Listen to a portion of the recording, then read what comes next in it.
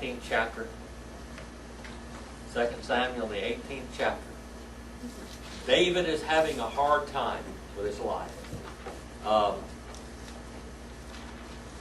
There's a lot of people in this world had a lot of bad breaks. Did you know that? A lot of people in this world have bad breaks. Their life is an absolute turmoil, even when they're trying to go right. And that's just the way it is. You know, some real Christian people die very young. I knew two men in my life that were some of the greatest preachers I ever heard in my life. They died when they were in their 50s. It was a shame that goes with them. They left a lot of writing behind and recordings and everything. You can hear them on discovertheword.com under Sermons of the Week. Some of them. Roy Reed, probably Marilyn's cousin. He was one of them, a great man of God. Dr. Martin Canavan. Well, I should have said Dr. Roy M. Reed. That was his name. He was the president of the seminary where I went to school. He died very young. Martin Canavan, I think, was about 58 years old when he died. Died young, sick. But I tell you one thing, I've come and I preached when I wasn't able to preach a lot of times. I shouldn't have been here. I shouldn't be here today, but I'm here. But I learned it from the leaders that I had seen. Martin Canavan would get out of intensive care in the heart from the hospital with a heart attack and walk right square into the classroom and teach. Just like that. He'd sit there and be gasping for breath and teaching. He taught till he had no more breath left. You think about Jacob. Look at Jacob in the Bible. You think about Jacob. Jacob, when you think about Jacob, what do you think of? Huh? The trickster, huh? By the way, his name is James. Jacob. All right? Jacob. Mine. You know what? I don't have a pen left here, Meryl. Jacob. Just get me one that'll write real quick. Well, you'll have to try him out to see if okay, as long as you just give me any one. You have your choice here. Okay, thank you very much. Most of my pens don't work. Jacob. Something like this in Hebrew.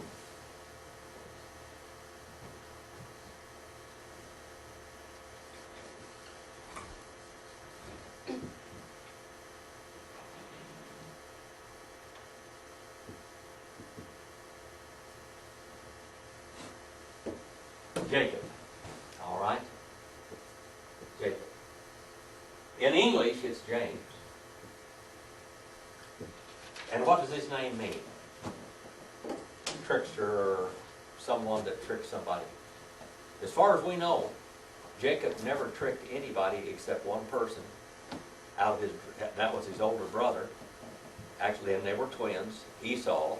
And Esau was an ungodly person. It says that he was a brawler and a fighter. Sorry, nobody showed up for our class. So All right, thank you. Thank you very much. Well, we'll have some for this afternoon. All right. If you're still hungry, you can have more donuts now. Where was it? All right. Esau was a rascal. He was a hunter. That's all he thought about was hunting game and everything else. He cared nothing about his spiritual life whatsoever. He was a ruffian and a brawler. And Jacob was a peaceful man, it said. A peace-loving man.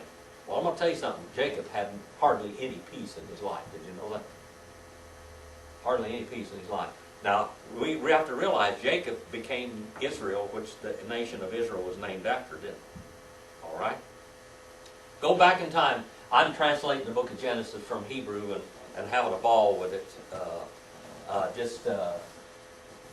Just going through it. But there's things in there that just jar your mind in the Bible. Did you know that? The Bible could have left a lot of things out, and it would have been a whole lot better book if you were trying to sell it and sell the plan of God. Did you know that? Really? David committed adultery. He's the king of Israel. He steals a man's wife, sacrifices a goblet of the elite men, his own personal bodyguards, sacrificed them to kill the man's husband that he was fooling around with his wife. And then that comes back. Now, God could have left that out of the book, couldn't he? And then we say, oh, David is a man after the Lord's heart. But he also was an adulterer and a murderer. And that's where we get about it. Jacob. Jacob had to flee the land of Palestine, or Canaan, or the Jewish homeland, whatever you want to call it. He had to flee that because Esau got so mad at him that he was going to kill Jacob. So he left. And of course his father didn't want him to marry one of these Canaanite women. So he went back over there to where his uncle was and married one of his uncle's daughters. And then his uncle tricked him and gave him the wrong daughter to begin with. He woke up in the morning with the wrong woman. Leah instead of Rachel. All right? And so he's got trouble there. Then he ended up, Rachel couldn't have any children, and Leah was having children right and left, and so Rachel got jealous and gave her handmaiden to him, and he had children by her handmaiden. Finally, she got pregnant and had one child, and then Leah's having more children. Leah gets jealous of her, and she gives her handmaiden, her servant, to him, and of course these servants don't have any choice. They just have to do what they're told. And he ends up with 12 sons, and the last son that he has with Rachel she dies. Okay? And Joseph's his favorite son. And then they take Joseph and abscond with Joseph. The boys do, and sell him as a slave into Egypt. Well, you know about Joseph going into Egypt and everything. Jacob has trouble all the time. We're going to find out that David is a man of troubles. Okay? You can have all the donuts you want. We've got lots of them. Get put one in each hand.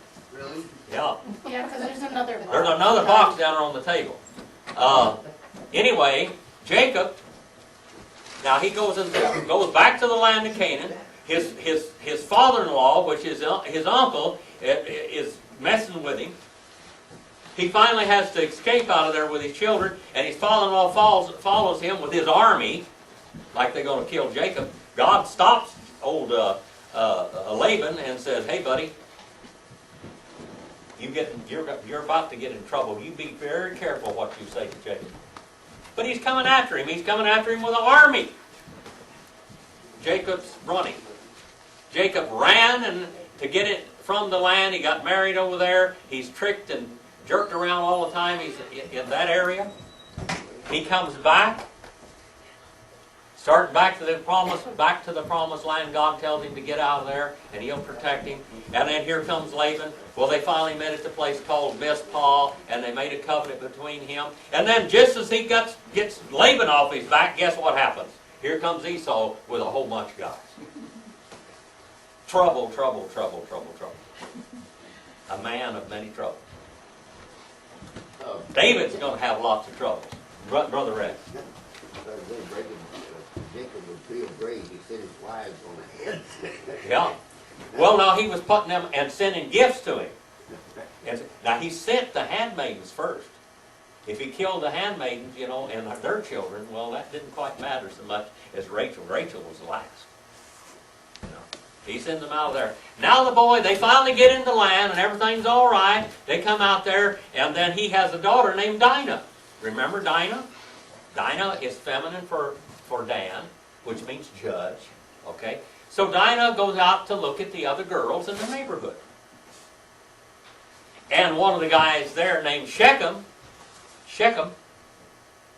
Hamor, they own the city and stuff, Shechem and Hamor do. Shechem sees this beautiful girl, and from the Hebrew, I don't know what he did exactly. But it says, in the English, it says that he basically raped her. But in the Hebrew, it doesn't say that. It says that he uncovered her.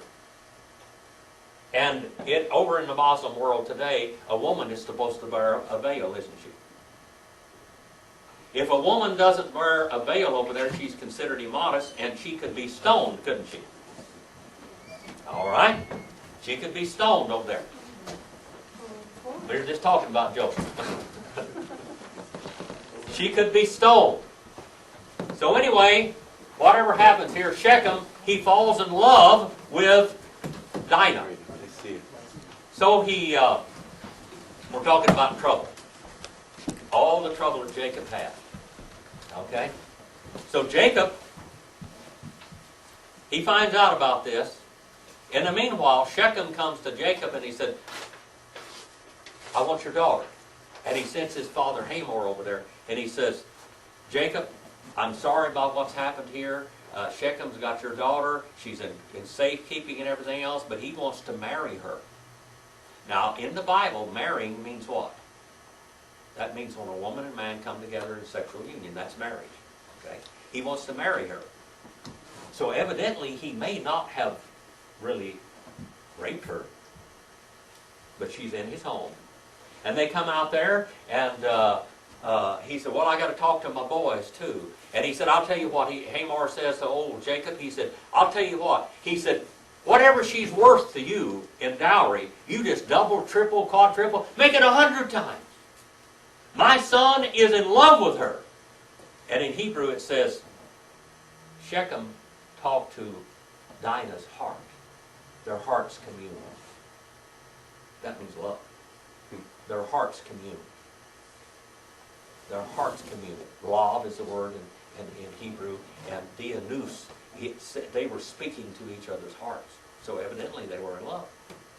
But as far as I can tell, he hasn't trespassed and raped her because she is not his wife. And then when they said, we would like to have the virgin, Bethulah. Bethulah is a virgin, so evidently she's still a virgin. Okay? She's not deflowered or anything yet. And they said, okay, Jacob said, and then the boys jump up. Jacob's sons. They jump up and say, we can't give you our sister because you're heathens, you're uncircumcised. We can't do that. Well, they said, look out here among the land. Just look outside, look out in the land, and look as far as you see out there, any land you want out, it's yours. Our people will be your people. If any of your sons want to be our daughters, that's fine. We'll work out with it. Our land is your land. You're welcome into this land. And they said, just what can we do? How much money do we owe you in dowry for this girl? My son is crazy about her. So Jacob and the boys get together. They don't name a price, but they tell them, in deceit, Simeon and Levi. In deceit. Now these are Jacob's boys. Now he doesn't know this. Jacob's sitting back and he's listening to what these boys say. Now Simeon and Levi are Dinah's full brothers. Okay? Levi, the tribe of Levi. And Simeon. Simeon means one who hears. Simon Peter in the New Testament, his name is Simeon. All right? So these two boys are there, and they said, I'll tell you what, we cannot allow our sister to be married to somebody who's not circumcised. And so, okay, if that's all it's going to take. Now, I'm going to tell you, for a grown man, that's rough. Okay? But Shechem and Hamor said, okay. Not only did they say it's okay, but they're going to convert to Jacob's God and believe and follow the statutes of them.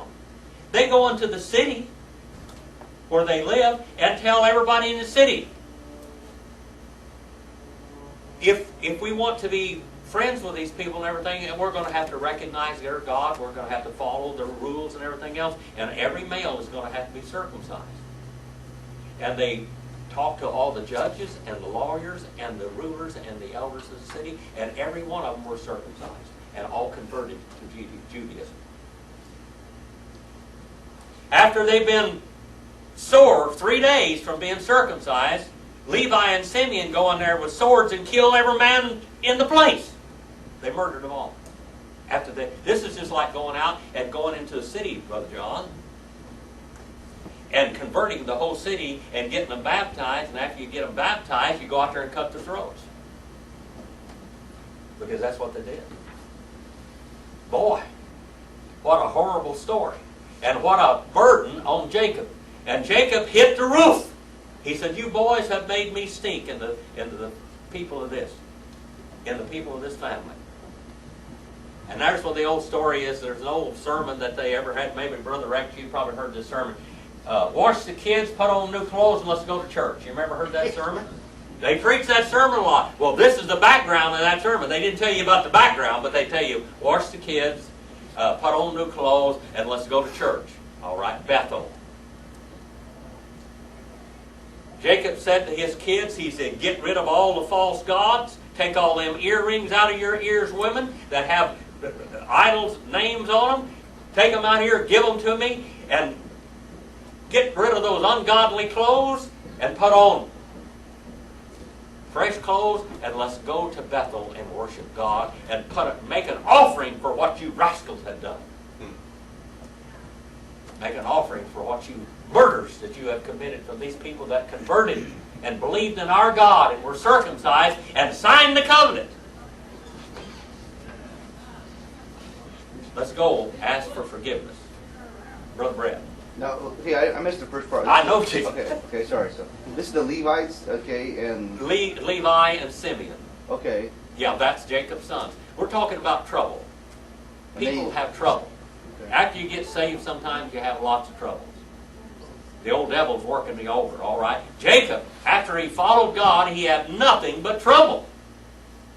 All the time. And he went down there, and then what else did his boys do to him? The son that he loved so much, Rachel's boy, Joseph, and then Benjamin, the last one she had. They take Joseph and sell him into slavery. Trouble all the time, all the time, all the time. And as far as we can know, as far as we know, Jacob didn't do anything wrong. He did trade, he bought his brother's birthright, but he bought that outright, didn't he? He bought it outright. He tricked his father because his father was going to give the birthright to the wrong son, and he knew that it was wrong. He knew Jacob was supposed to be the one. Jacob went through a lot of trouble all his life. Now let's go and look at David. We're talking about David's life. David's sin is multiplying in his children. You know, David committed a real sin. He murdered an innocent man. That man's name was Uriah. But he also, when he sent him out there in front, he told Joab, send him out there in the heat of the battle, and he sent the elite. David's own personal bodyguards died with Uriah. The best. Some people say 200 men died there. 200 men. That's what some of the scholars say. All right? 200 men died because David wanted Bathsheba. And he knew her. It wasn't something... He knew the woman. He knew the man. Uriah means what? Jehovah light. Jehovah is light. He was a Hittite, a Canaanite, but he was converted. He was converted like Haman and Shechem. He was converted, and he was an honorable man. He was out there fighting with the Jews. All right? Now, let's go over to 2 Samuel, the 18th chapter, where we ended up last week. David is beginning to reap what he sowed. Horribly. David is learning all the time. David is repenting all the time. He repented. Remember when the prophet of God came to David? Nathan the prophet came to David, and he told him about this story, and David was so mad when he told him a parable that he said, that man deserves to die, and Nathan said, you are the man. And he said, I'm going to tell you something. You did this secretly, but it's going to happen to you openly. And of course, the son that he loved the most was who? Absalom. And Absalom means what? Something Peace father- from the Father. Peace, shalom, from the Father. I'll tell you what, he was never any peace to his father at all, was he? Now Absalom is trying to kill David, his father, trying to take his kingdom over, which he's doing. He is an absolute Judas. 2 Samuel, the 18th chapter. And verse number 5, and King David charged Joab and Abishai and Ittai, saying, deal gently for my sake with the young man Absalom. Now Absalom's a criminal. He's the bad guy. Okay, Absalom is the bad guy. And he said, but deal gently with Absalom. They need to go out and kill him. But this is David's son, and he loves him. He loves Absalom.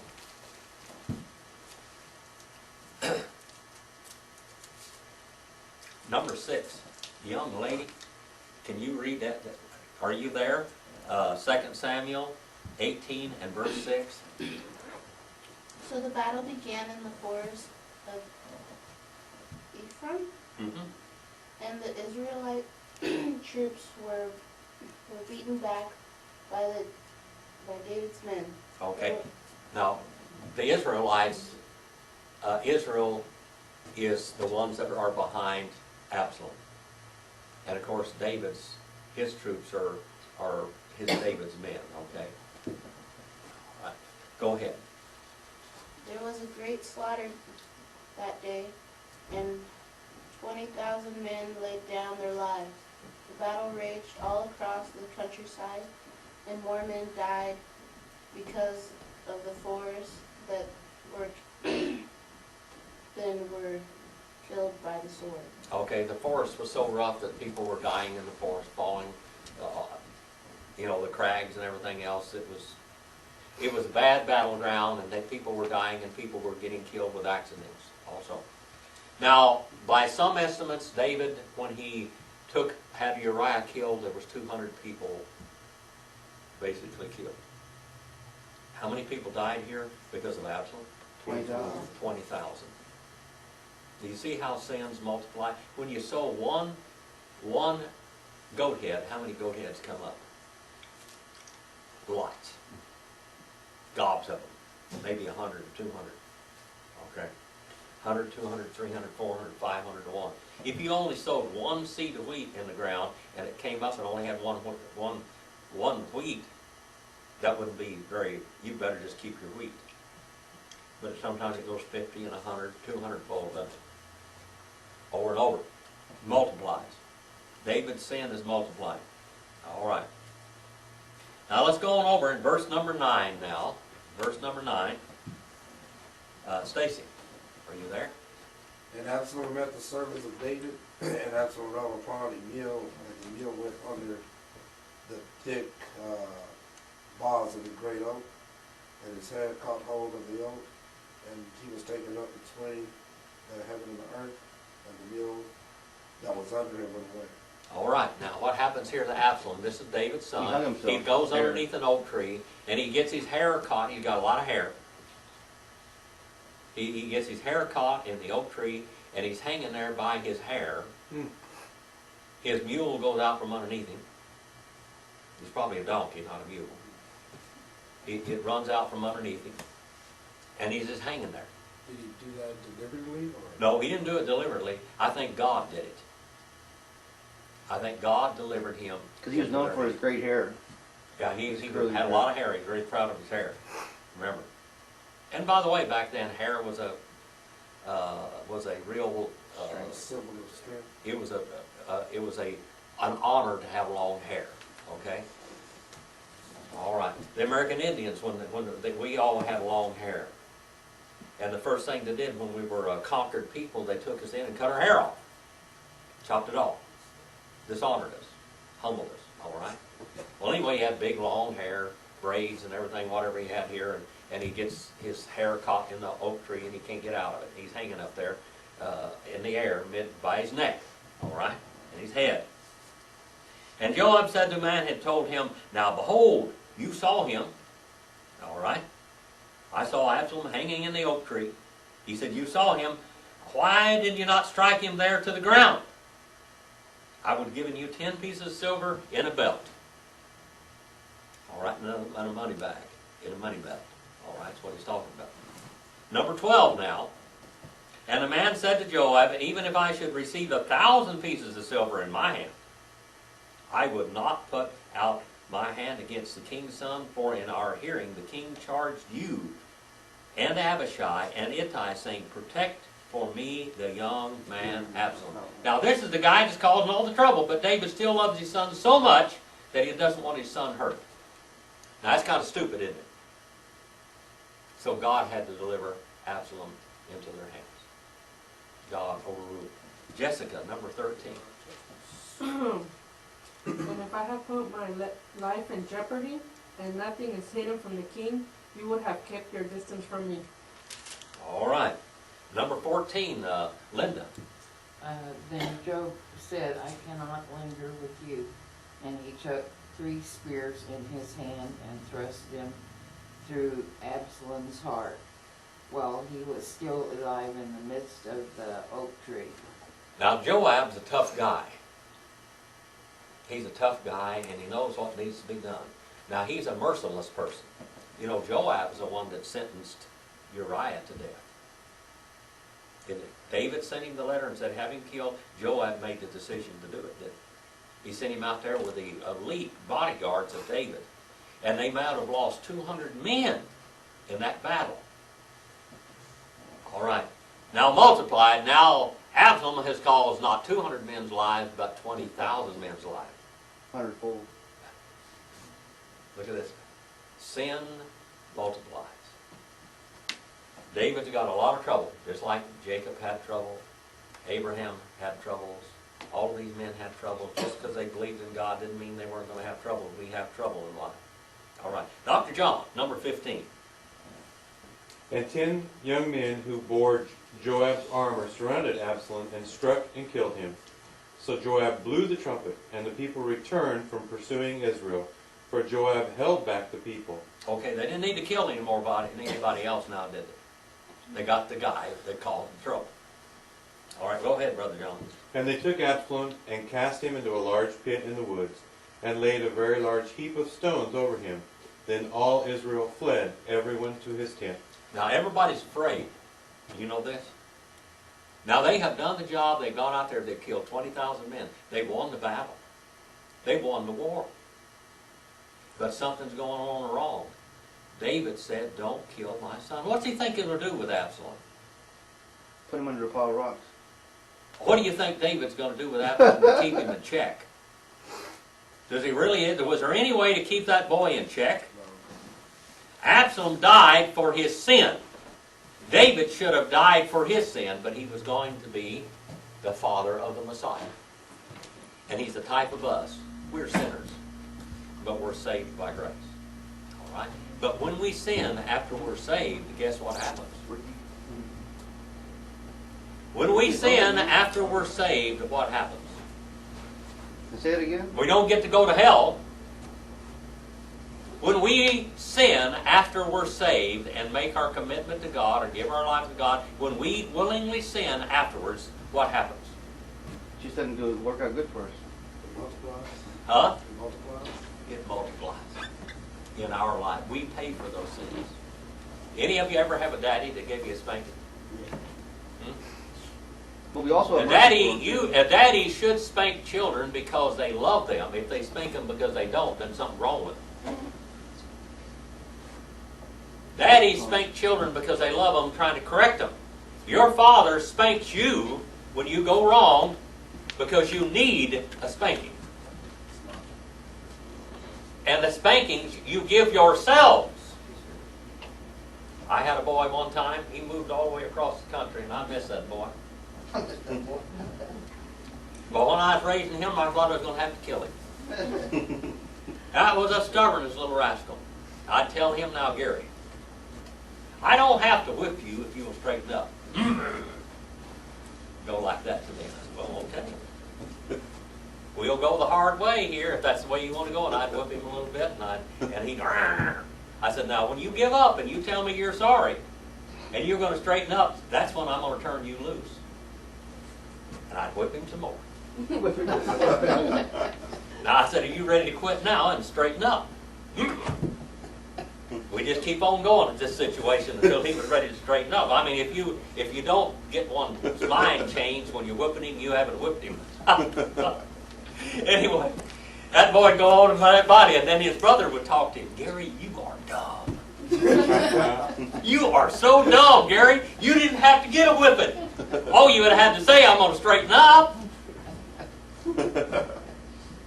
His brother had better sense than he did. When his brother would start to get a whipping, I'd say, now, would you like to change your mind, or you want a whipping? And most of the time he'd say, Dad, I'm sorry. I'm not gonna do that again. I said, I'm gonna make sure you're not gonna do it again, because you're not gonna get off of it next time. I said, next time you do this, you're done. You're gonna get a whooping. I didn't have to whoop him very much. He had better sense. Now, how many of you got good sense today? We're here. Huh? We're here, that's right. How many times you gonna have to go around the mountain before you get it figured out? Okay? It's a lot better. God doesn't want you to be good and righteous to be mean to you and withhold all of this world from you. And to keep you from having fun, what He wants to do is to keep you from getting in trouble and causing misery to yourself. When you look at it like that, it's a whole different story, isn't it? You know, the fun thing changes though. Like the way you The got fun things, it changes because before it may have been something else, but now their fun is something different. yeah. And so kind of like you replace. Well, I'm going to tell you, them fun things, when they come home to roost. I don't know about all that. Yeah. When those fun things come home to roost. Now, David wanted that woman, Bathsheba. She was a good man's wife, but he stole her from him and murdered that man. Now, his murderous ways, go back to 2 Samuel, the 12th chapter and verses 9 through 11. Remember, what's going on here is what happened. And the reason why that's written in the Bible is for your sake, so you won't make the same mistake. Dr. John, 2 Samuel 12, 9 through 11.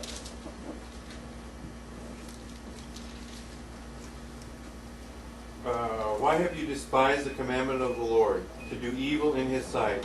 You have killed Uriah the Hittite with the sword. You have taken his wife to be your wife. You have killed him with the sword of the people of Ammon. Now therefore the sword shall never depart from your house, because you have despised me, and have taken the wife of Uriah the Hittite to be your wife.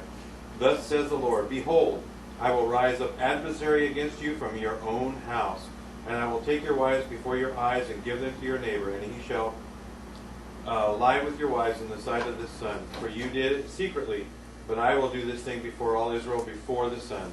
That's right. Yes. Is that equivalent to Genesis when He told the serpent that Genesis 3:15.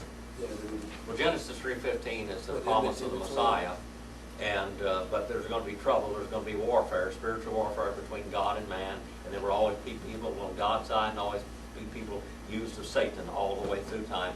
But in the end, the Messiah will overcome the Antichrist, and God's going to win. But what happened here is what he's saying is, David, you lie with Bathsheba secretly. But I'm going to have one of your own family, which was Absalom, take his wives. Remember, he left 10 concubines there, and Absalom built a tent, a bedroom on top of the balcony where everybody could see, and was leading the wives in there and laying with those wives in front of all of these people, humiliating his father. That was the fulfillment of this. What a story of curses. And when we go the wrong way, it gets us, doesn't it? When we go the wrong way, it gets us. Let's go on now.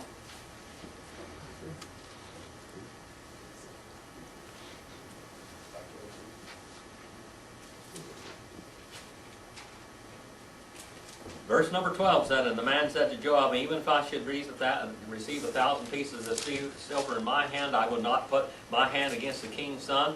In our hearing, the king charged you and Abishai and Ittai, saying, Protect for me young Absalom. And otherwise, if I had dwelt treacherously against his life, and there is nothing hidden from the king, because he's going to find out about it, then yourself would have stood alone. And Joab said, I will not waste time here with you. So he took 3 spears, and he killed him. All right? And they built a stack of stones over him. And verse 18 says, Now Absalom in his lifetime had taken and set up for himself a pillar in the king's valley. And by the way, it's still there today. Absalom's pillar is still there. In the king's valley, and he said, I have no son to preserve my name, So he named the pillar after his own name, and it's called Absalom's Pillar to this day, or Absalom's Monument. 19 now. Ahimaaz, the son of Zadok, said, "Please let me run and bring the king news, for the Lord has freed him from the hand of the enemies." Now this guy is not very smart. Remember what happened when David's enemy, old Saul, got killed, and the messenger came to him and told him, "Hey man, hey, Saul's dead and all his sons." What did David do to him? Killed him. That was supposed to have been a good news, but he didn't like the news. He said, "That's the anointed of the Lord." So he killed him. Now this guy is kind of a dummy. But he wants to get in there and tell the news to the king that well, we won, we whooped everybody. Oh, he's a reporter. Okay. Huh? Oh, he's a reporter, yeah. This is the Jerusalem News, okay? This is the editor of the Jerusalem News, supposedly. All right, number 20 now. Number 20. Joseph, are you over there on number 20? Yeah. 18 and verse 20. And Job said unto him, Thou shalt not bear tidings this day, but thou shalt bear tidings another day. But this day thou shalt bear no tidings, because the king's son is dead. All right. Now he don't give up yet. Brother Rex, number 21. Then Joab said to the Cushite, Go tell the king what you have seen. So the Cushite bowed to Joab and ran. All right, now he tells this other, I guess, Cushite. He tells him. So he bowed to Joab and he ran. In verse number 22 now, Jessica. Ahimaaz, son of Zadok, again said to Joab, Come, what may. Please let me run behind the Cushite. But Joab replied, My son, why do you want to go? You don't have any news that will bring you a reward. No, this news is not going to make David happy. Boy, you may get killed when you take this news to David, because this is his beloved son. All right, number 23 now. Number 23, Dr. John. But whatever happens, he said, let me run. So he said to him, Run. Then Ahaz ran by way of the plain and outran the Cushite. Oh boy, this guy, he's going to get there and he's going to break the news first. All right, he's going to break the news. He's going to do it anyway, isn't he? He's hard-headed, but he don't have much sense. All right. Now David is ambitious. You know what ambitious means? What's ambitious mean? Motivated. What does literally ambitious mean? Take action. It comes from bigger A, it comes from ambitious. IOUS means abounding in, running around in circles. That's what ambitious means. Abounding and running around in circles. All right? He's ambitious. So he's a runner, and he's all excited. He wants to bring the news to David to tell him his son's killed. But he's looking at the thing in a different way than what David's going to see. Now David was sitting between the two gates, and the watchman went up on the roof of the gate by the wall and raised his eyes and looked, and behold, a man running by himself. That usually meant what? Bad news. Good news. Good news. Oh, good news? Good news, what it usually meant. Now, in the Indian tribes, they had runners. They had Pony Express, they would carry the, Pony Express, they only run that for a few months, by the way, the Pony Express, but they ran all the way from one end of the country to the other, and they run Pony Express out there, and the horses would be running. And before that, the Indians had runners, and the Indians used to run all the way across this country, carrying news from one to the other. This is an ancient custom, all right, runners. All right, so here we have David, and the watchman called and told the king, and the king said, If he's by himself, there's good news in his mouth. And he came nearer and nearer. Then the watchman said, Another man is running. And the watchman called to the gatekeeper and said, Behold, another man is running by himself. And the king said, This one also is bringing good news. And the watchman said, I think the running of the first is like the running of Ahimaaz, the son of Zadok. All right, this guy must have been a real fast runner. All right. And the king said, this is a good man and comes with good news. And Ahimaaz called and said to the king, all is well. And he prostrated himself before the king. This is the guy that wanted to go, tell the king, remember. With his face to the ground and said, blessed be the Lord your God, who has delivered up the men who lifted their hands up against you, my lord the king. Uh-oh. And the king said, it is well with the young man Absalom? Is Absalom okay? Is my boy okay? You out of here? He's not worried about all the men, the 20,000 men that died. David is in love with this boy. He loves his son. He's worried about his son. He would rather die than have his son die. When Joab sent the king's news and the servant, I saw a great multitude, but I did not know what it was. And the king said, turn aside and stand here. So he turned aside and stood still. And behold, the Cushite arrived. And the Cushite said, Lord, let my lord king receive good news, for the Lord has freed you this day from the hand of all those who is against you. That's good news, all right, but it's not. Because who was the man that was against him? His own son. And he loved that boy regardless. Then the king said to the Cushite, is it well with the young man Absalom? Still he's worried about Absalom. And the Cushite answered, let the enemies of the Lord the king, and all who rise up against you for evil, be as that young man. He couldn't be that sad because then it made everyone else look bad. Like, Now let's look and see what happens here. And the king was deeply moved and went up to the chamber over the gate, and what? He kept on weeping and kept on weeping and kept on. He is wailing. He's bawling. He's wailing. And thus he said as he walked, oh, my son Absalom. Oh, my son Absalom, my son, Absalom, would I have died instead of you? Oh, Absalom, my son, my son. And he would have. He would have rather died than have his son die. Chapter 19 now. Sad, David's chickens have come home to roost.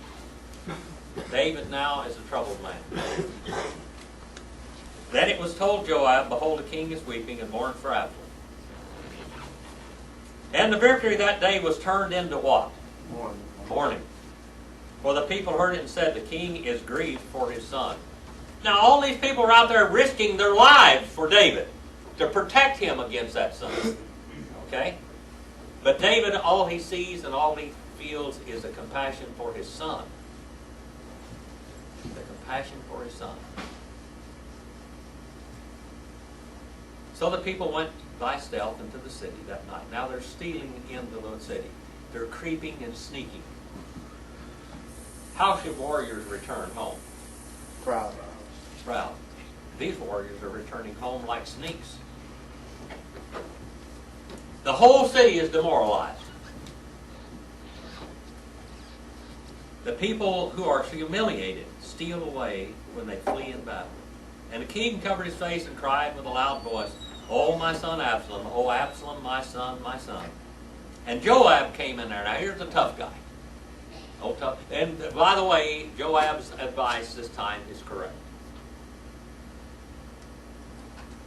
Joab's advice is correct this time. David humiliated all his soldiers because he's mourned, he loved his son so much, but the son is what caused 20,000 men to die. Sometimes you have to cut and run, sometimes you have to just bite the bullet, so to speak. Then Joab came into the house of the king and said, "Today you have covered with shame all the faces of your servants, who today have saved your life, the lives of your sons and daughters, the lives of your wives, the lives of your concubines, by loving those who hate you, and by hating those who love you." Now David, in a way, is a type of Christ, isn't he? Isn't he? When Jesus was on the cross of Calvary, he said, "Lord, Father, forgive them, for they know not what they do." And these are the people that are crucifying him that he's dying for. By loving those who hate you and by hating those who love you. For you have shown today that princes and servants are nothing to you. For I know that this day, that if that Absalom were alive and all of us dead today, you would be pleased. And here they are out here fighting for you. If Absalom was alive and all of us had been killed, you'd have been happy, because Absalom was alive. He said, Absalom was your enemy, David. Now therefore arise, go out and speak kindly to your servants. You go out and thank them. You go out and thank these people for risking your lives for you. For I swear by the Lord, if you do not go out, surely not a man will pass the night with you. And this will be the worse for you than all the evil that has come upon you for your youth until now. The chickens have come home to roost. David's sins have multiplied, and David is grieving because of them. When we go out and willfully sin after we know to do right, it costs us. It costs us. It does. So the king rose and sat in the gate, and when they told all the people, saying, Behold, the king is sitting in the gate, then all the people came before the king. Israel had fled each to his tent, and all the people were quarreling throughout all the tribes of Israel, saying, the king delivered us from the hand of the enemies and saved us from the hand of the Philistines, and now he has fled out of the land from Absalom.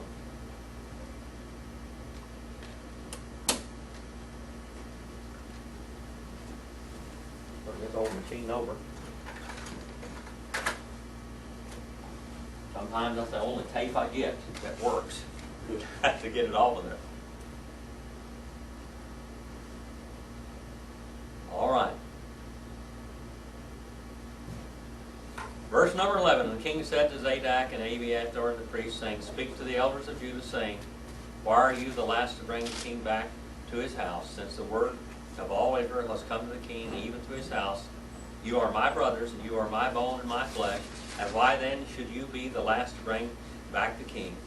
And say to Amasa, Are you not bone of my bone and flesh of my flesh? May God do so to you as also to me, and more also if you do not the commander of the army before me continually in the place of Joab. Thus he turned the hearts of all the people of the men of Judah as one, so that they sent word to the king, saying, Return you all to your servants. And the king then returned and came as far as Jordan. And Judah came to Gilgal in order to meet the king, to bring the king across the Jordan. Then Shimei the son of Gera. Now remember, David was merciful to Shimei, wasn't he? He was merciful to Shimei. Shimei was cursing him when he left and wanting him to die. Now here's the same Shimei. Now Shimei, remember, in the book of Esther, he comes forth. In the book of Esther, Shimei is the is this ancestor of Mordecai. And over there we have Haman and Mordecai, the two rascals. Haman, remember, when they have the feast of Purim today, they're celebrating old Mordecai's deliverance and Haman's demise. So here we have these two people. Shimei, the son of Gera, the Benjamite, who was from Bahurim, hurried and came down with the men to Judah, and there were 1,000 men of Benjamin with him, and Zibiah, the servant of the house of Saul, and his 15 sons. And then they kept on crossing the ford over the king's household to do what is good in thy sight. And Shimei, the son of Gera, fell down before the king as he went about to cross the Jordan. So he said to the king, Let my lord consider me guilty, nor remember what your servant did wrong on the day when my lord the king came out from Jerusalem, so that the king should take it to heart. For your servant knows that I have sinned, and therefore, behold, I have come today, the first of all the house of Joseph, to go down to meet my lord the king.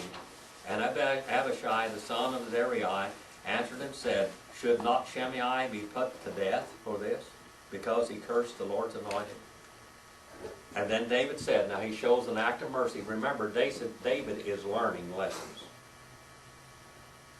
David is being beat up, and he's softened up. Then David said, What have I to do with you, O sons of Zeruiah, that you should this day be an adversary to me? Should any man be put to death in Israel today? For I do not know that I am king over all Israel today. And the king said to Shimei, you shall not die. Thus the king swore to him. Then Mephibosheth, remember Mephibosheth was whose son? Who was Mephibosheth? Who was Mephibosheth? That was Jonathan's son. Now, David should have killed Mephibosheth and all of his family, because usually when a king came in and the adversary, you kill them all. But Jonathan, he had sworn to Jonathan that he would protect him. And when David left Jerusalem, Mephibosheth said, well, the Lord has shown mercy on me, I will be king in my father's place. All of these people that David had shown mercy to now are turning their back on him. David is a big man, so he comes back and he forgives them. He forgives them because God forgave him. You know, when God forgives you of your sins, you're a little bit lenient of those also. You want to see people forgiven too, don't you? Then Mephibosheth, the son of Saul, came down to meet the king, and he had neither cared for his feet, nor trimmed his mustache, or washed his clothes from the day the king departed until the day he came back in peace. And it was then that Jerusalem met the king, and the king said to him, why did you not go with me, Mephibosheth? All right. Well, that's where we're going to start off next week. Right there. We're going to start off next week. I hope you enjoyed the lesson today. Hard knocks of life. The hard knocks of life. That's what it was all about today. Hard times. You know what? Jesus took the hard times for us to do. And when he lays down rules in his word for us to follow today, it's not to keep us from having fun. It's to keep us from having misery. If that Bathsheba incident had not taken place, how much happier would David have been? How much happier would Israel have been? Do your sins affect your children? Yes, they do. Do they affect your children's children? Yes, they do. Brother Rex. Was Bathsheba an Israelite? I don't know right off the hand right now. I can't remember. She was Uriah the Hittite's family, and her father, I'm pretty sure she was an Israelite, because they, one of the advisors was her family, and that's the one that was advising Absalom. One of her family was advising Absalom, so I think that she probably was. You can go back and look at the lineages of them, but I'm pretty sure she was. Any other questions before I turn you loose on the world? Go out and do something eternal this week. All right. Joseph, it's good to have you here. It's good to have all of you guys here today. It's good to have you here in our class the first time. And we didn't have very many today, but you know, Father's Day, everybody's scattered here, there, and everywhere. Jim, I want to say that Alex is Greek, and I told him that you teach Greek. All right, yeah, I teach Greek. In rainy calamity. That's old Greek, though. Yeah, that's old Greek. I teach old Greek. I don't teach modern Greek. All right, I teach the Bible. The New Testament is from Greek. What is your last name, Alex? Mavrokefalos. What is it? Mavrokefalos. Mavrokefalos. Mavrokefalos? Okay. I'll write it down. There you go. All right. Well, thank you for being here today. Do you have any prayer requests? We didn't have, all of our prayer leaders are gone. For Myrna, my cousin, that God will take her home. Okay, her cousin And for is, you and Marilyn. yeah. Remember me and Marilyn, I've got all kinds of problems, and Marilyn's probably got the cancer problem again. We gotta go find out tomorrow if she has to have a biopsy. And pray for my throat, and I can keep on going. You know that I'm having trouble speaking. So it's, my throat's been sore for almost a month now, and it just won't go away. Remember those prayer requests. Remember her cousin, that the Lord will take her on home and out of this old misery that she's in right now. She's terminal and on hospice. Any other, Jessica, do you have any prayer requests today? I hope everything is going all right with you. It's good to have all of you here. All right. Let's have a word of prayer, and we'll turn you loose on the world out there. Father, thank you for your word, and we ask you to remember the prayer requests that we've had today. Especially watch over this young lady that's about to meet you. I pray that you take her home and take her out of all this misery, and I know that she knows you now. We have a lot of miseries and a lot of troubles in this life. Solomon said, there are many troubles, and the days are long with those troubles, and with our joys, the days are shortened. Watch over us as we go out today and help us to glorify you with our lives. Help us remember the things from your word. In Jesus' name we pray. Amen.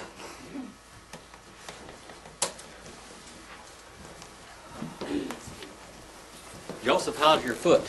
Oh,